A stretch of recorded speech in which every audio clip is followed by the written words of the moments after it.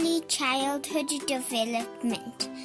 Each week we talk about a different stage of children development and what children need. And now, here comes your host. Hello, everybody, and welcome. My name is Taryn, and you are listening to The Parenting. Welcome to week 6 on the road to the inner child. We have Marion back again this week. Welcome, Marion. Welcome. Good to be back, Taryn.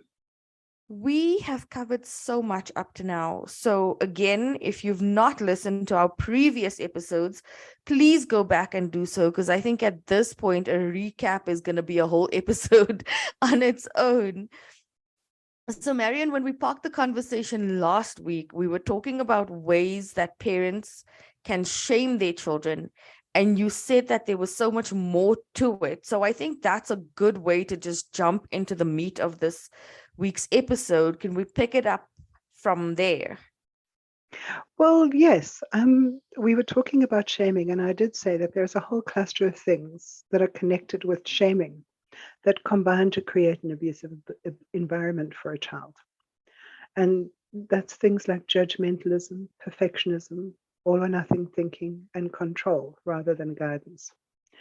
And all of those come in degrees. So there are subtle forms of this that parents can be unaware of until it's brought to their attention. And usually the reason they're unaware of it is because they have experienced it themselves as children.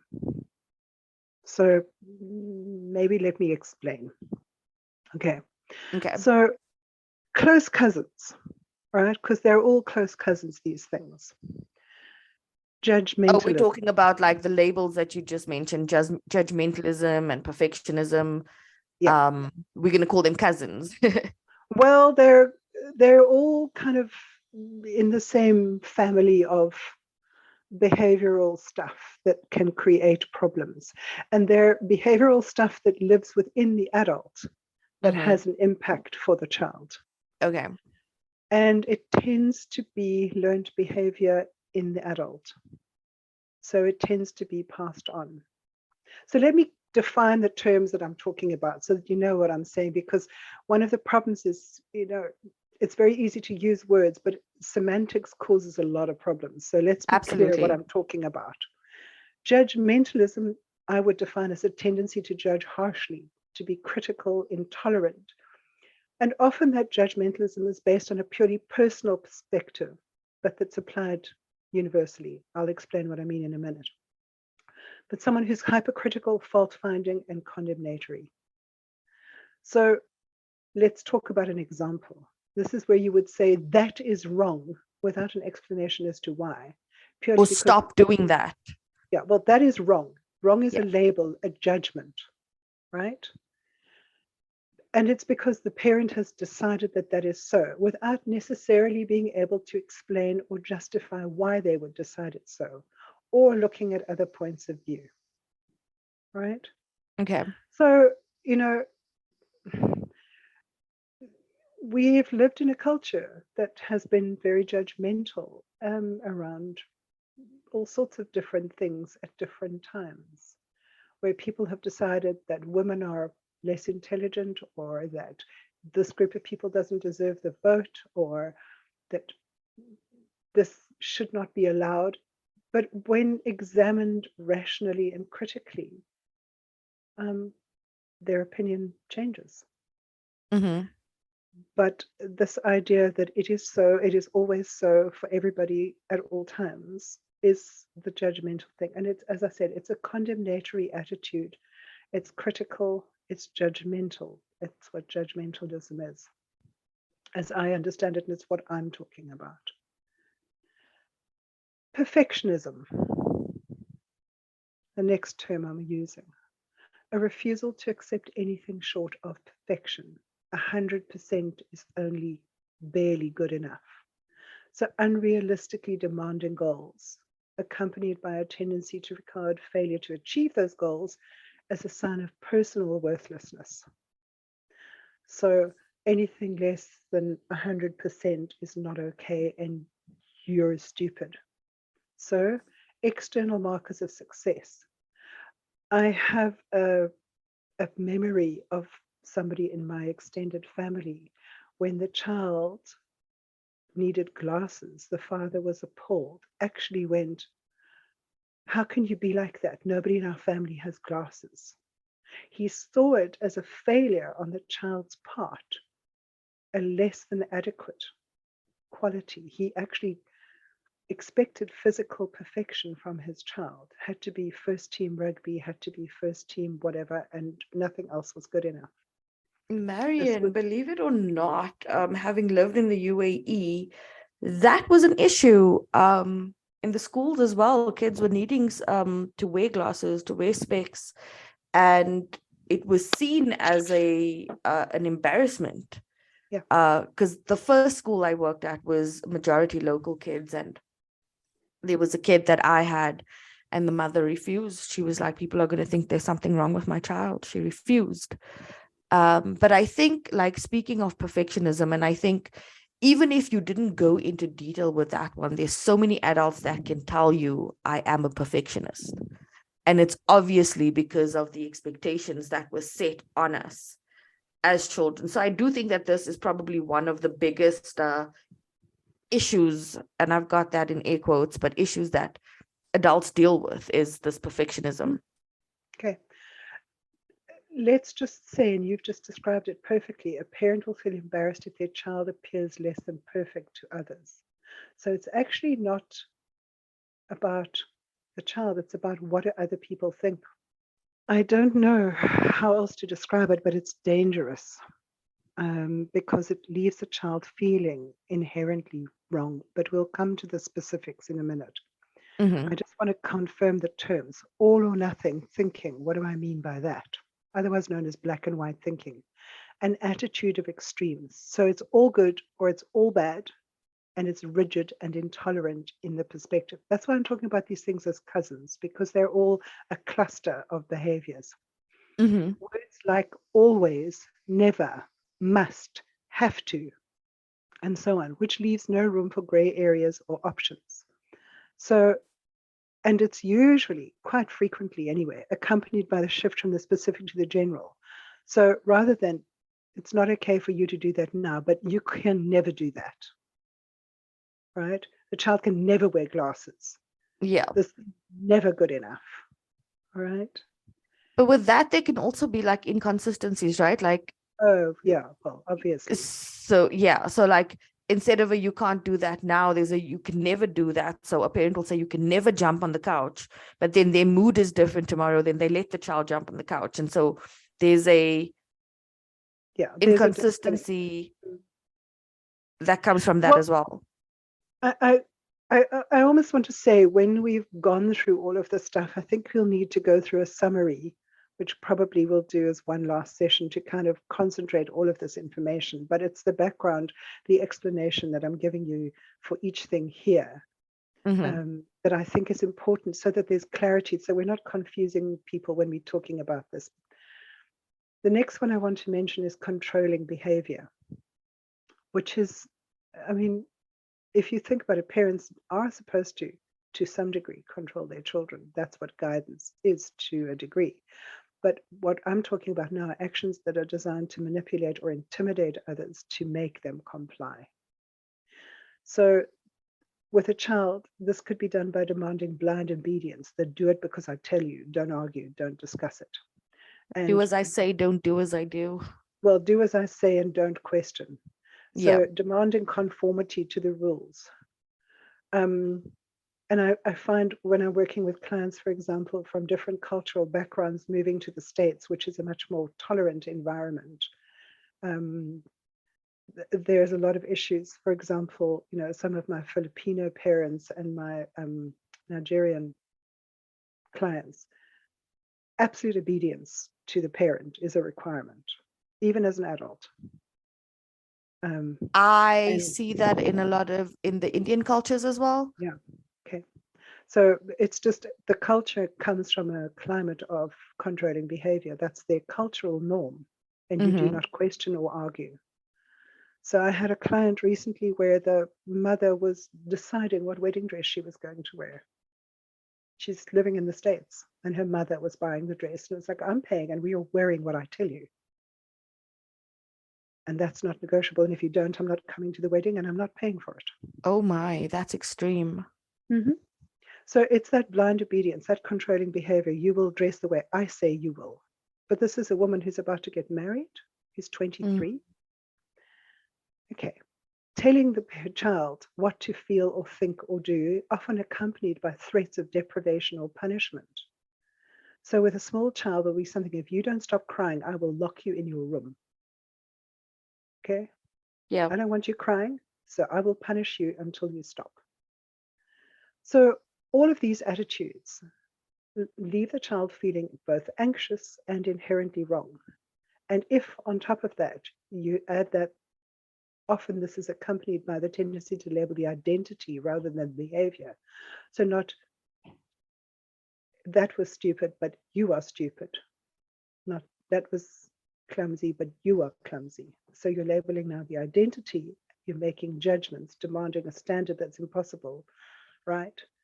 And punishing, threatening, and so forth. It's like I said, this is the close cousin story. Right. So I label that when I'm coaching, I say it's being mindful of attacking character versus addressing behavior. So calling a child clumsy versus what you did was clumsy. There's a character attack versus a behavior being addressed. You lied to me versus you are a liar. I think that's something to be mindful of, and not just adult-child relationships, but relationships, period. Especially when dealing with conflict. So much harm can come from the character attack versus just addressing what the person did. Yeah.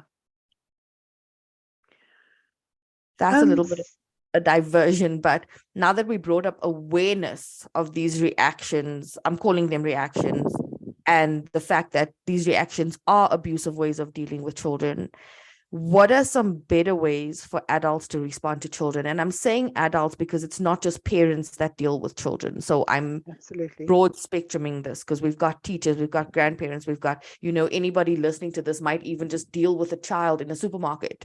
So being the adult, what would you say is a better approach to dealing with the judgmentalism, with the perfectionism, with, everything that you just mentioned? Okay, let's tackle them one by one. But to be aware that there's a lot of this woven into our culture, right?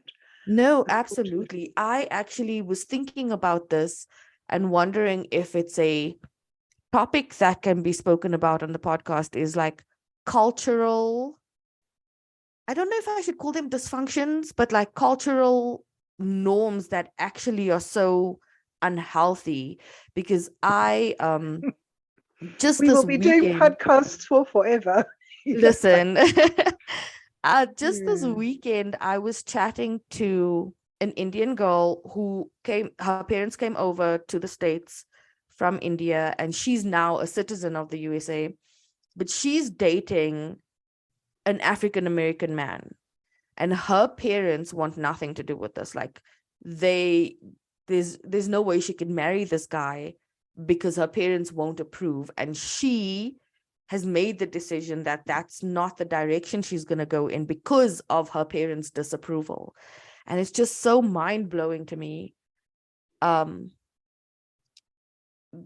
cultural thing, because I come from that as well. There was certain things that were expected and not expected culturally, and me breaking out of some of that caused a lot of turmoil in my family relationships. Well, look, it's a problem many people have to deal with because there is a lot of this, as I said, built in, and it's important to be aware of. Ultimately, each person has to learn what works best for them, but sometimes it's very hard when there is this black and white thinking, when there is controlling behavior, when there is judgmentalness and a demand for perfection. They're tough. But let's talk about the alternatives, because often it's just a small shift that makes a massive difference. So let's start with judgmentalism. Okay. Are you saying everything goes and everything's okay? No. No. It's important to teach discernment rather than judgmentalism. And what do I mean by that? Well, discernment is more personal and a more conscious approach. It's specific to the current situation, whereas judgmentalism tends to be a global and non-specific. So let's give it for example, because when you have an example, it's always easier to be clear.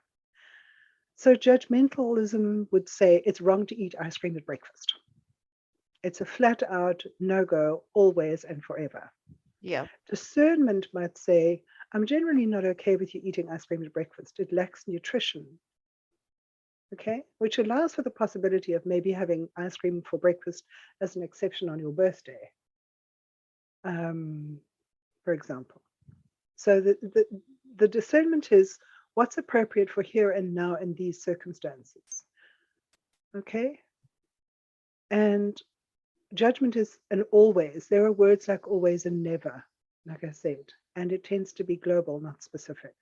Mhm. So I would agree. It's not appropriate for children to eat ice cream for breakfast on a regular basis. That's definitely not an appropriate thing because it lacks nutrition.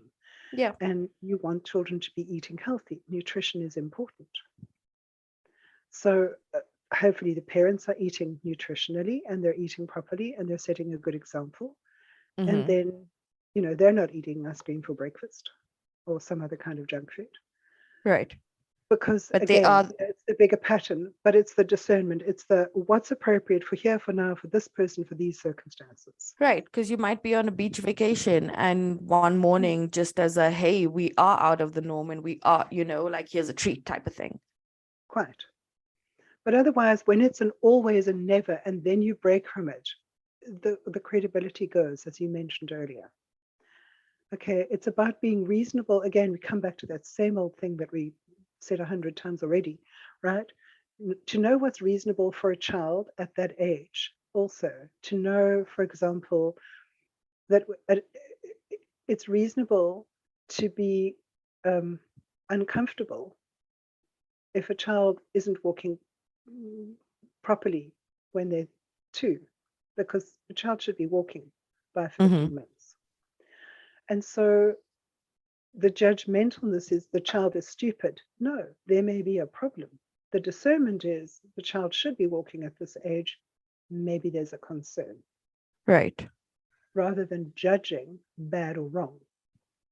Okay, So, so that child you were talking about, the father lost the plot with and dropped her yogurt when she was little, right? He was being mhm. judgmental and very critical and actually quite abusive. Yeah. Realistic discernment based on knowledge of her development would have been to recognize that she would still be clumsy at that age and probably not willful. So, is it safe to say then that this brings us back to an adult understanding the developmental stage of the child that they are dealing with and then having Absolutely. realistic expectations of the child? Absolutely. This is the whole point. So again, you're going to not land up judging that something is bad, but rather recognizing that something might be amiss if the child is struggling at dealing with something which they should be able to do at that age, but also not expecting something that they're not yet capable of. And again, that applies with perfectionism. So demanding 100% from the child is unhealthy. Mhm. It's unhealthy for themselves and it's unhealthy for their children, right? There's such a thing as the good enough approach, and it's a much healthier one. I mean, it's worth remembering that when you're writing an exam, 80% is an A, which means 20% of the time you still get it wrong, and Yeah. it's considered to be an excellent mark. So if we just, if you think about it like that, good enough, 80% is an A. So good enough behavior, that good job we were talking about in the last session, right? That is so important, that encourages and rewards a child and motivates without provoking anxiety and neurosis, right? Yeah. So you should be saying a lot more good jobs and well done's than you should be unhappy with the child. Lots of encouragement. We've spoken about the importance of encouragement and rewarding to reinforce behavior that you want more of. Right. So it's the more like giving more yays and you did so good than complaining about the little, it's like, the white paper analogy with the black spot in the middle, where most of the paper is white, but we tend to focus on the black dot in the middle. Yeah. So it's more reward than Yeah. correction for a child. Although correction to- obviously is important. But to praise also what you want more of, because praise reinforces. I've Right. just It's almost like a had a training. It's like training yeah, a of course kid. it is. Absolutely, it is Yeah. training. That's Like how exactly you what train a it is. puppy. Absolutely. Lots of good dog and well done's and treats when they get it right. Okay? In a sense, young children are not that different. And in fact, just had a session with a client who's managed to achieve something, and it's like, stop and acknowledge how well you've done, how much progress you've made. It's important. I Even mean, with when you and I adults. started working together, I mean, I still struggle with it, but to celebrate myself, Yeah, absolutely. huge struggle for me. I've sent clients out to go and buy themselves presents when they've achieved something significant, like passed an exam or whatever, because they've never been celebrated like that. Mm-hmm. And I always ask them to make it something tangible that they can actually look at and see and acknowledge themselves through. Like, I did that and that was my reward. All right, shall we move on to the all or nothing thinking? Yes, we shall. All or nothing thinking is something that usually does really indicate a problem that the parent might need to go away and work on for themselves, because it tends to be generational stuff. Mm-hmm. Because life is not only not black and white, it isn't even shades of gray, it's actually technicolor. Life is complicated. But now, let me give you a simple example. Most of us have been raised with the idea that to kill is wrong, right? Yeah. Okay. In fact, if you've been raised as a Christian, it's a commandment. It says, thou shalt not kill. Yeah. But most people are still okay to eat meat. They're quite okay to euthanize their pets. They're okay to kill other humans in the war, and so forth. The Bible doesn't say you should not kill humans except during a war. But I know that as a parent, I would have probably killed someone who was really going to harm my child if they were going And to. lots of parents feel that way. Yeah. And I don't know that I would think that's wrong. So black and white thinking is always in every situation.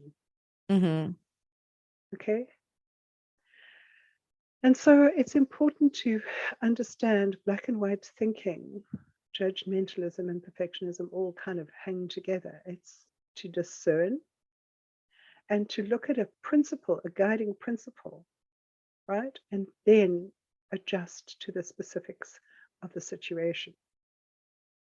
So, as I said, there's always a never thing, and it's either completely wrong or it's completely right, and there's no in between. It's very Mm-hmm. scary and unhealthy. And then the child is in this environment where even the slightest urge to stray off the path is seen as an absolutely unforgivable. Not Right. okay. Right. And it's like, you always do this and you never do this. And that's Yeah. not fair on a child either. No. Like, you're always nagging. Why are you always nagging? Why is everything always a complaint for you? Like, that also sends a message to a child that, there's something wrong with you. Mm-hmm. Because it's an always, or you never clean your room, or you never help with anything, or you're never happy, or whatever the accusation is on the child's character. Yeah. Yeah. So what you really want to do is be reasonable and adjust to the circumstances. And that generalization is very dangerous. And particularly when you combine it, as I said, with identity as opposed to behavior. Okay, so then we come on to controlling behavior. And again, this is usually a personal issue with the parent and something they need to go and look at.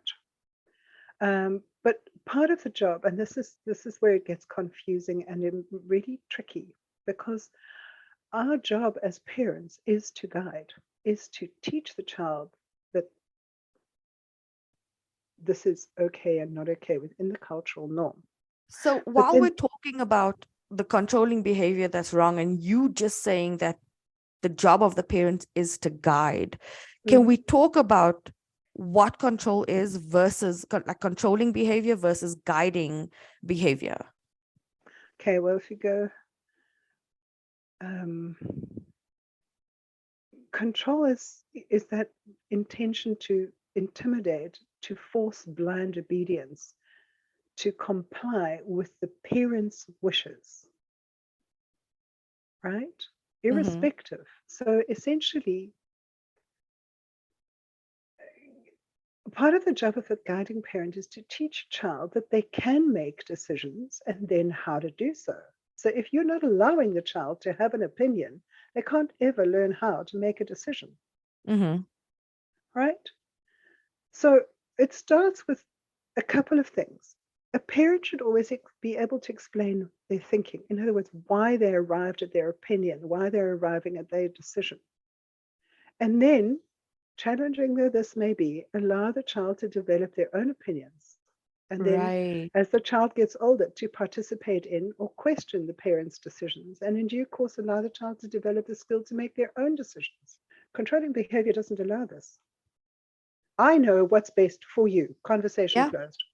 I've overheard a conversation on, I can't remember where I was, but it was in a public space, and the child was telling the mother like some fact, a random fact, and the mother was like, "That's wrong." And the child was like, "No, I know." And the mother just shut it down by saying, "I'm a grown-up, I know better than you, you're wrong." And that was the end of the conversation. Yeah. So there is a skill that needs to be taught, but that parent needs to be able to deal with a difference of opinion in their child. Okay? And that for some parents is terrifying. But it's absolutely essential. And the problem is, if it's not developed in a healthy way, it will be developed oppositionally. So let's talk about the skill for a moment. You asked how to do it better. Well, here's my suggestion, right? Yeah. But also remember, it's a learning process. So small children, for example, need to be taught how to choose through a simple set of limited options. Small children can't cope with. If you say to them, "What do you want to wear?" Okay, gumboots, a tiara, and my tutu in the middle of winter. Right. Okay, that's not appropriate because they're going to get cold. So what you do with a small child who doesn't understand the implications of what they're choosing, you give them simple choices like, do you want to wear your red pants or your blue pants?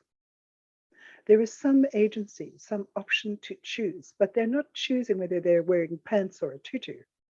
Right. And it's in a controlled environment, right? Correct. Over time, that's the beginning of autonomy, the beginning of teaching a child about choices, right? And then as they get older, explaining why you would not want that option, right? So, or why this is a good choice. So it's cold, you need to wear pants, but do you want to wear red pants or blue pants today? Okay, what jumper do you want to wear? The green one or the pink one? Whatever, those options. It's an essential part of the parent teaching. And it's really the opposite of controlling behavior, where the parent is deciding, you will wear this, you will do that, you will. I've got my worst tragic sadness was a client of mine who'd been a doctor for 20 years and hated it every single day for 20 years. And her health was breaking down because she knew from the day she started medicine, she didn't want to be doing this, but she was doing what her parents had decided that she should be doing. So she did it and carried on because that was the rule. For 20 years, she'd had 27 years of hating every single day of her job because her parents told her that's what she was doing. Would you say that controlling behavior from the adult inhibits a child from becoming a functional adult? It's what I have under the heading of abuse, because controlling behavior literally absolutely blocks it. There's a fine line between control and guidance, but the question a parent has to keep asking themselves is what I'm offering as guidance to my child for their benefit, relevant for their growth, relevant for their development. That's what distinguishes constructive guiding parenting from damaging and abusive parenting. But, and again, as I said to you, if this is generational stuff, the parent has to recognize that they're doing it. Yeah, there's a self-awareness and just an awareness in general. And I find that with my coaching, like there's a lot of denial at first, and parents have to come out of that denial to be able to work through these issues. So it's quite intense, and again needs so much awareness. How can you advise parents with the awareness of it and not condemning themselves or not condemning their parents, but just being able to work through it so that the cycle can be broken? Well, I think that question has to be, is what I'm doing helping my child to develop the skills that they need in life? And being able to make thoughtful, measured decisions that are appropriate for them as an individual as life circumstances present themselves is an essential life skill. As I said, I think we will have to do kind of a recap of all of this stuff at the end, because I know that there's a lot of information that we've given here. But essentially, being able to make a decision, and I'm sure you know adults who are paralyzed and unable to make decisions because they're used to people making decisions for them. And so what tends to happen is if that person is accustomed to somebody making a decision for them and never allowing it, they will go and find a partner who does the same. And that's not always an ideal setup, because then we are dealing with an adult who is actually a child in the relationship. And so, yeah, I almost feel like that's a whole session in itself. Absolutely.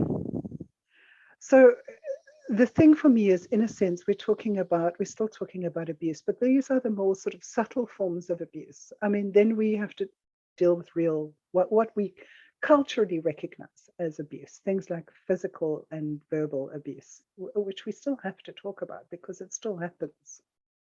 Right. So can I ask you to elaborate on the actual abuse, or, I mean, I guess overt abuse that people know to be abusive? Well, again, I think it's like all of these things. We need to be clear what I'm talking about before we start to talk about the specifics. So let me just define verbal abuse, which is the use of negative language that's intended to cause distress, humiliation, alarm, or to harass someone. So scolding, insults, ridicule, yelling, threatening. And it's useful to recognize that in many countries, between two adults, it's considered either a criminal offense or a hate crime. Yep. And yet, how many parents have you seen yell at their children? No, if an adult does absolutely. that to another adult, it's an offense. And yet, yeah. And then there's physical abuse, which is any intentional action designed to cause physical harm or suffering to another. So we're talking hitting, pushing, choking, holding them, constraining them, throwing of things, or using objects or weapons, as well as, sexual acts. And again, in most countries, this is considered to be a crime. Yeah, I have a whole Between session adults. in my course on abuse and how it's not acceptable for two adults to do it to each other, yet an adult who is so much stronger than a little person, so much, and it's okay. Some grown-ups think it's okay to treat a child in a way that's not acceptable to treat a peer. It blows my mind. It absolutely blows my mind. I couldn't agree with you more. And it's very important to understand that that's the thing. When it happens between adults, the power balance is still fairly equal. When it happens to a child, especially within the home, the balance of power is completely different. The child is effectively defenseless, right? Right. That's terrifying. Right.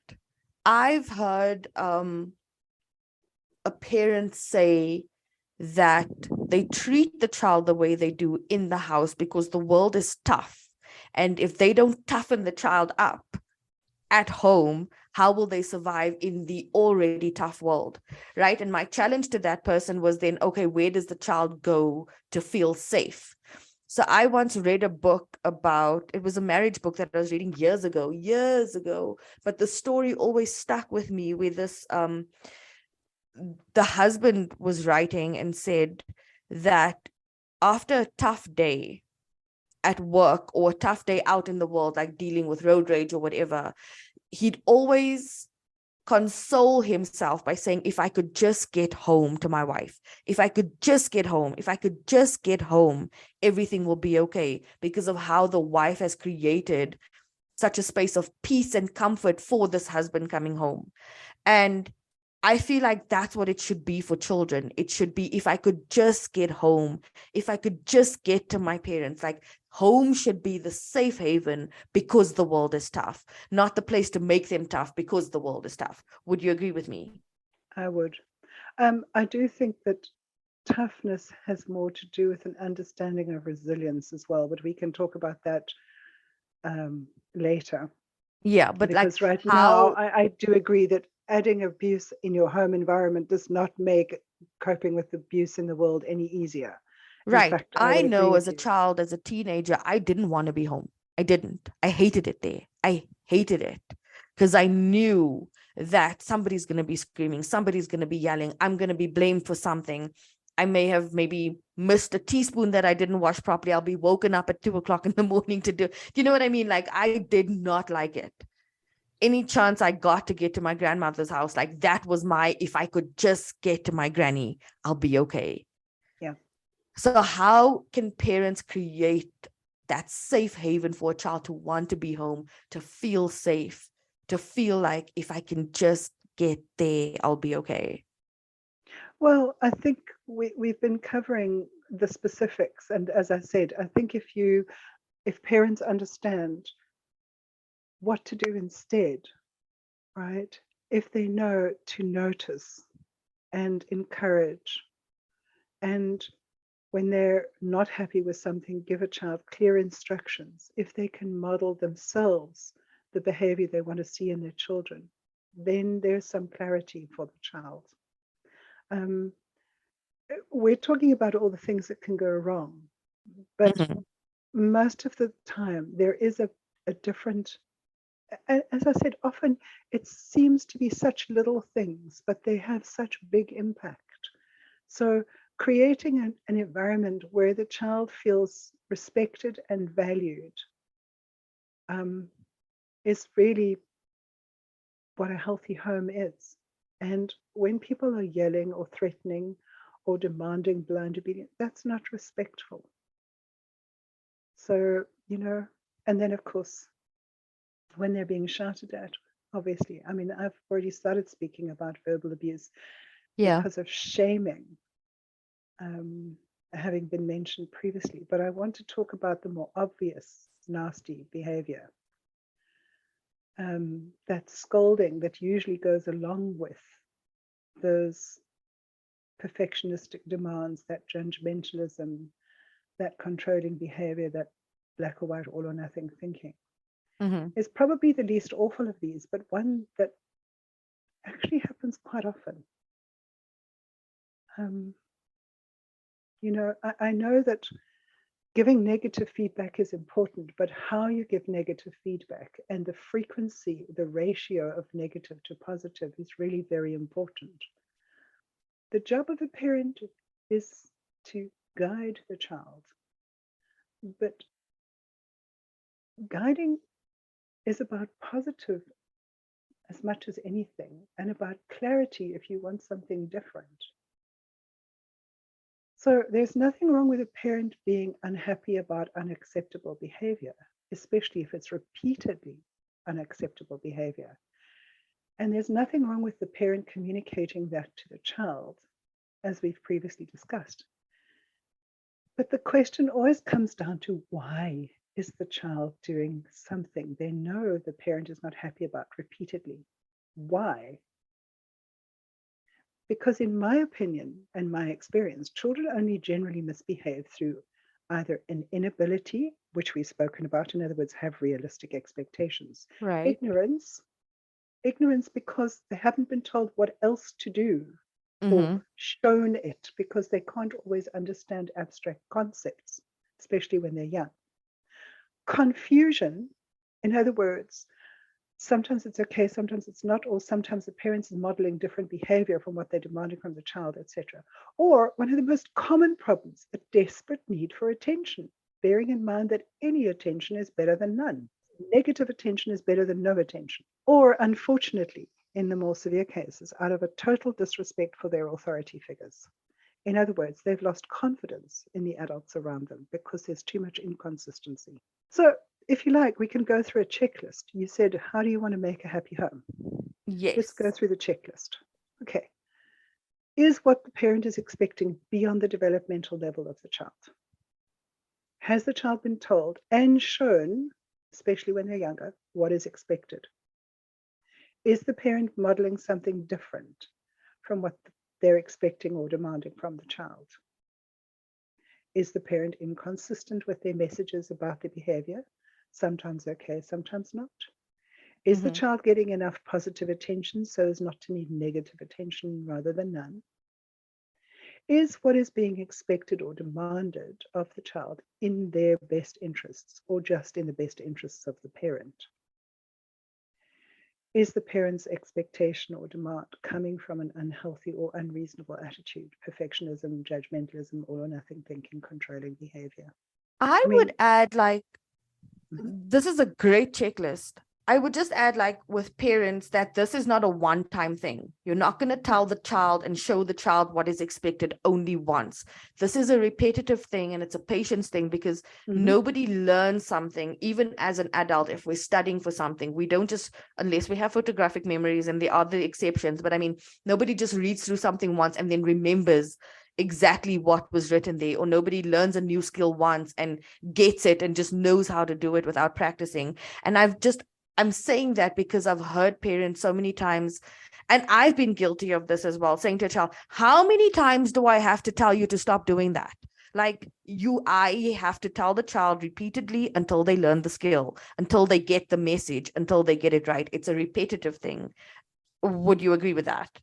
Yeah, but I would say to you, how many times do I have to tell you to stop doing that? Ask yourself, have I told them what I want instead? No, that's what I'm saying. It's making you know, sure that, right. No, that's run through exactly that what I'm saying. checklist. So children do sometimes intentionally misbehave. They do, but it's usually done to test boundaries. But Which is chronic, what a child is wired to do. correct, because they will test, are the boundaries genuinely there? Are they for real? However, chronic willful misbehavior is usually a sign that there's something wrong with the parenting. So I like to use that 80-20 rule for negative responses to the child. Right? There should be at least 4 times more good job, well done, that was great type feedback to the child for every time there's a that's not okay. And if the ratio is out of line, then you've probably got a problem with the parenting. I find that even with the good job thing, it should be exactly like with the, for lack of a better term, the negative feedback. So instead of the child saying to the child, stop doing that, you're going to tell the child what they should be doing instead, right? Yep. So even with the good job, like, good job is such a broad spectrum thing where you can specifically tell the child what it is you notice that they did well. So even something as simple as coloring in, instead of saying, oh, good job, I would tell my students, I see that you've practiced hard to stay within the lines, or I see that you carefully chose out your colors. Like, just specific praise, the same way we should give them specific correction. Absolutely. You should be able to tell them what the good job was for. Right. Because if you're Like just you saying should- good job, again, it creates a confusion. Okay, what did I do that was so good that's going to get me the attention again? Correct. So again, it's about the specifics. So when you're not happy with something, you need to tell them the specific, not stop jumping or stop that, but stop jumping on the couch, jump on the carpet, or jump on the grass. Right. Equally, when you say good job, nice that you stayed within the lines when you're coloring in, or great that you packed your school bag so well, or excellent that you've managed to do whatever it is by yourself when they're little. Well done for remembering to bring your lunchbox home from school today, like specifics. So, that useful, positive feedback, that encouragement and incentivizing through acknowledgement is such a vital thing. And sadly, one parents tend to, in this crazy busy world of ours, forget to do an awful lot. And then they wonder why their child is misbehaving. And so often it's because of lack of attention, unfortunately. But as I said, today we were talking about more significantly abusive stuff. Things like those 4 terrible cousins, and then the scolding and the beginnings. We've touched on the beginnings of verbal abuse. I don't know about you, Taryn. I feel like we've covered a lot today again. Are you happy to leave it there for now? For this week, absolutely, and then pick it up again next week. Well, the inner child stuff, it's important to know that parents are laying down the factory settings for our inner child. Right. Of how we understand life. And all of these things, perfectionism, judgmentalism, all or nothing thinking, controlling behavior, how you speak, things like verbal abuse. Those are laying down factory settings. And one of the things that you mentioned was how parents may discover that they've been exposed to this themselves and that they're perpetuating a generational pattern with their own children. So it's to be aware, and again, to not judge, but rather recognize times have changed and our understandings have changed. And really, that's what we're trying to do, is kind of give parents the information that perhaps they wouldn't have had otherwise, to help them to do the job better and create a happier, healthier next generation. Absolutely. Before we close off for today, can we remind listeners of how and where they can reach you and why they would want to reach you? Well, I work with the adults, as I've previously said. That really is my area of specialty, that I help people work with reparenting themselves when they've recognized that stuff that they were raised within their childhood was perhaps less than ideal, and how it's affecting their current life. So yeah, that's really what my work is about. I specialize in that area of people's lives and help them to figure out how to do it differently, better, more effectively for themselves, so that inner work is really my passion. And so if someone's wanting some guidance on how to do it better for themselves as an adult and how to rewrite those factory settings to something more successful and effective, that's really what I do. And how would listeners reach you if working with you is something they want to do? Yeah, you've got my contact numbers available. So my best communication tool is actually WhatsApp, because I work with people all around the world, and WhatsApp is one of those that works in most countries around the world. Yeah. Thank you so much for joining me again this week, and I can't wait for our next session next week. Well, thank you. Thank you for inviting me, Taryn. And as I said, I really do hope that parents will use this not as a mechanism for getting upset about what they might have done better, but rather as an opportunity to help change things for the better for their children going forward. Mm-hmm. Thank you so much, and we'll chat to you next week. Thank you so much, Taryn. See you Bye. then. Thank you for tuning into the parenting. We hope you enjoyed today's episode.